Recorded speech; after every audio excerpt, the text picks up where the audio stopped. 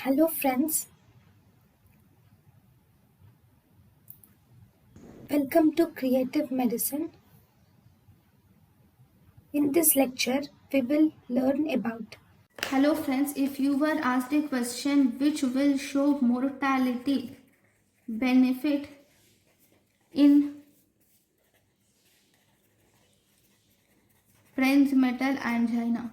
In prinzmetal angina, if you see the mortality benefit is provided by calcium channel blockers.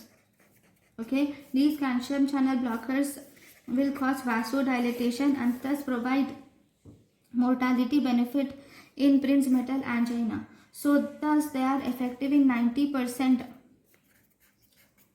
of patients. So they are considered in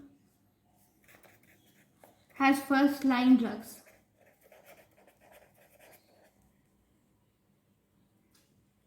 Right. Thank you for watching. Thank you and thank you for watching.